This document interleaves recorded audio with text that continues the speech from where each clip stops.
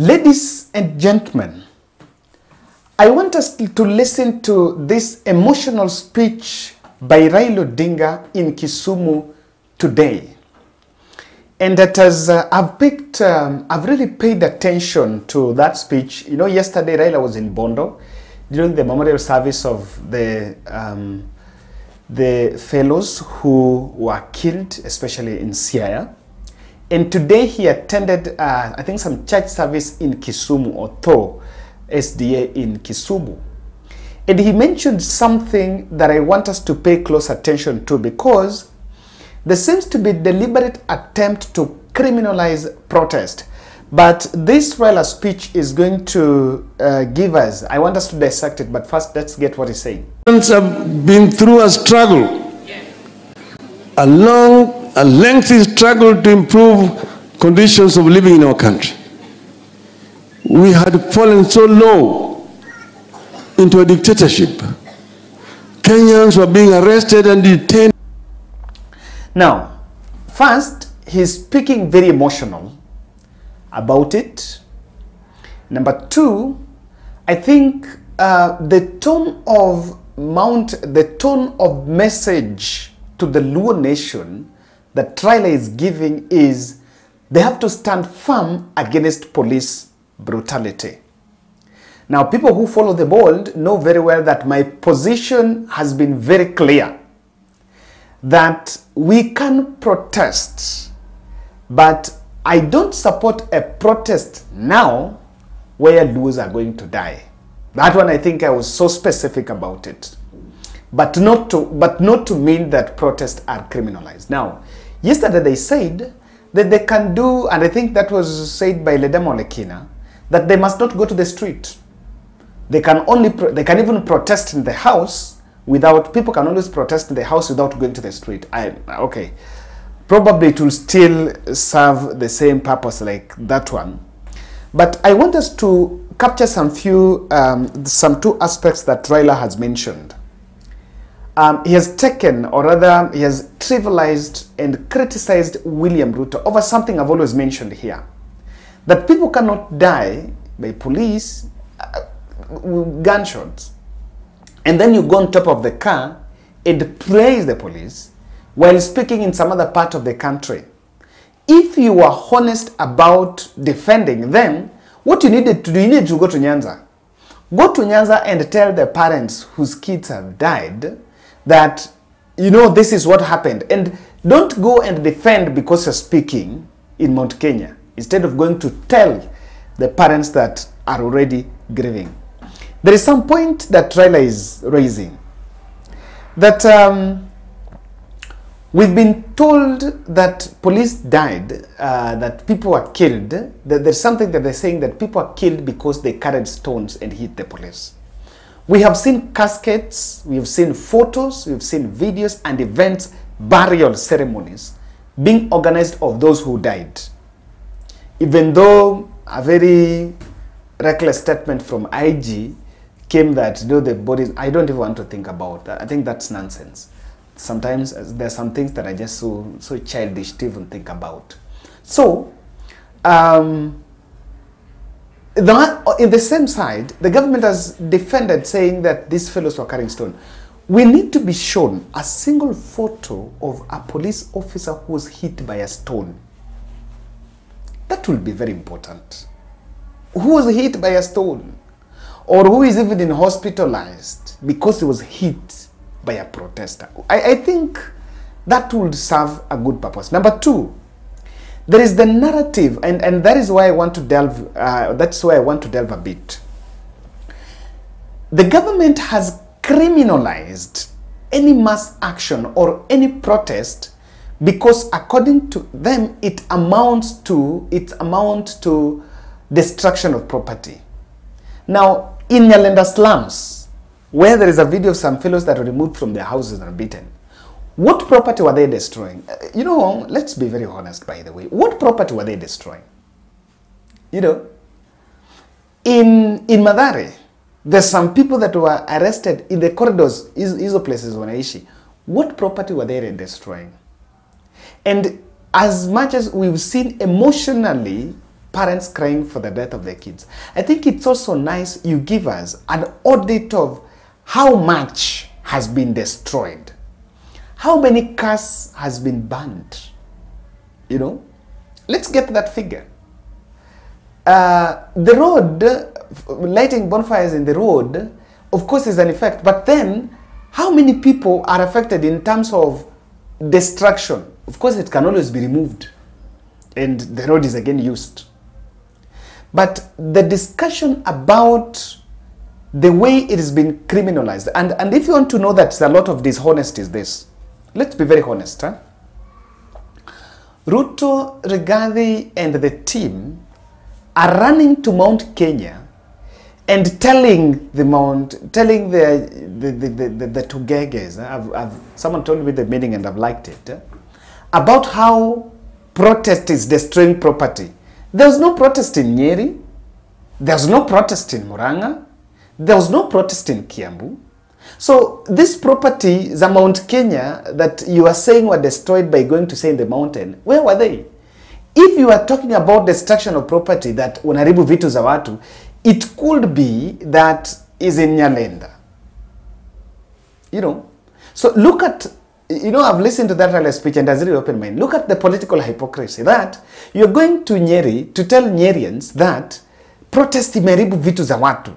Then you're like, where? The people you are telling did not even protest.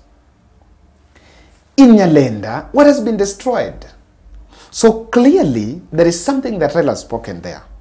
That there is a deliberate attempt to criminalize protest. Now, that's what I want to answer here. Very straight to the point. Why Ruto is scared of any political agitation tool as a protest. Protest as a political agitation tool. I want to tell you that. And I think it's true what the Tinga is saying, that the protests all over. There is the protest in West Africa. Look at what is happening there. The protest in France. I am told in France every day there is always a protest. Someone was saying every day there is always a protest. But why is it that there is a deliberate attempt to criminalize, to illegalize? And if you want to know, this is something that was very intentional, is because there was, even at bipartisan talks, there is a rider in every letter that Kimani Ichung'wah is writing.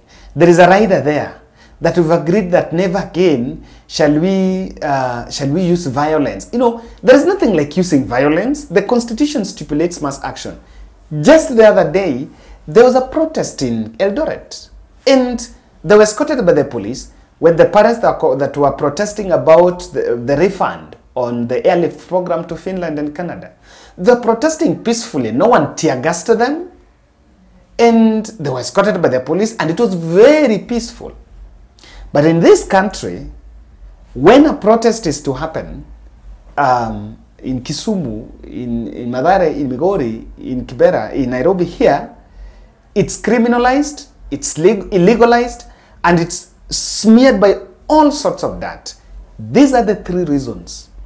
The number one reason here is Ruto understands well that Kenya Kwanza is running a very disruptive policy, is actually churning out, innovative running. Kenya Kwanza is churning out disruptive policies on different sectors. And because of these disruptions, in political area, in education, in health, every aspect, in transport, there is brewing public anger. And because they know that people are very angry, they don't want people to protest, because it is a tool for the public to show their anger.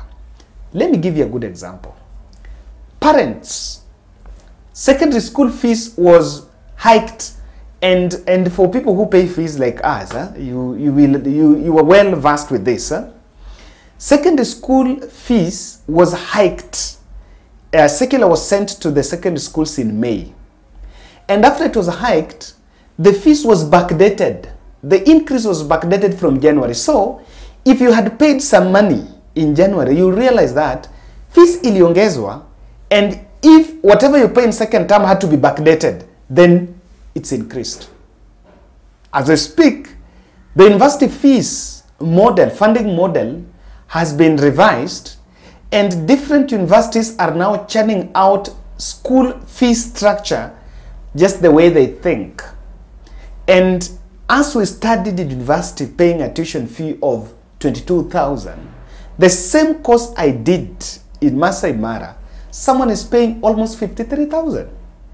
Now, even parents are angry. There is disruption in the education sector. You can look at what's happening in the transport. When the drivers were taken for some mandatory 1,000, some mandatory tests of 1,000, and I've gone through it, it's just merely disruptive. I went for the test, and when I went for that test, I just had to bribe, because, you know, it's nothing on the fact that you know how to drive or not, but you just have to bribe, and I have to part with the bribe, you know, until I declined and say, you know what, I'm not going to pay a bribe. If I have to go back to class, I have to go back, and I had to go back and say, no, I'm not going to bribe. I'm going back to class, and let's see if you, and people just failed. So there are a lot of disruptions in every sector, be it agriculture. Look at the coffee crisis in the mountain, and the Kenya Kwanza know very well that Kenyans are angry.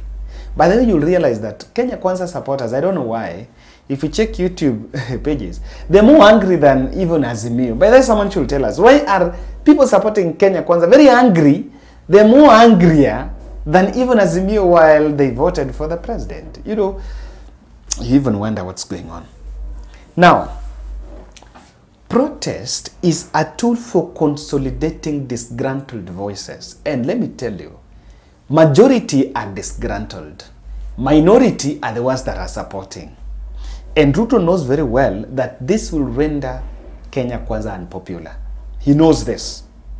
That the more people are going to the street, the more they are consolidating disgruntled voices. There are parents that cannot protest. They cannot go to the street. But the moment they hear that people are protesting about something, they would rather support by not even going to work and just, you know, they associate with the protest, not necessarily going there. And that is why Ruto has made it his ambition to make sure that anything like a protest is criminalized. And let's be honest, the reason why there was a brutal force, it was not by coincidence. It was by choice to make sure that you self-fear, and anyone who will think about protesting will not even accept to think.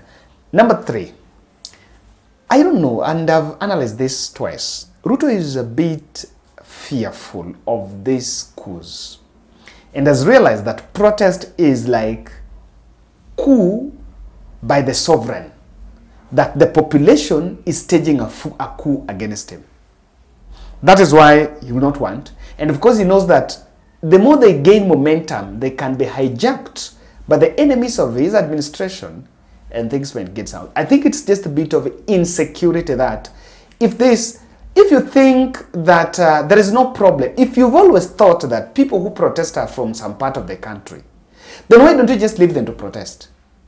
You know, if you think that we are like 42 tribes, and if you think that it's only one tribe that is protesting, then just leave that one tribe to protest. But that cannot happen, because if you do that, he knows very well that this protest is not about one tribe. It's just like people are brave, but it's not about a single tribe. Everyone, all the 42 are associating, because it's not about an individual, it's about issues. Ladies and gentlemen, I listened to Raila Odinga's rally and realized one thing, that yes, we can be suppressed into submission that yes, protest is not right, simply because people are killing, but then we must also draw the line and defend the right to protest. That right has to be defended. And that is why you saw the parents in Uasin Gishu protested and no one cared about them. That's my take.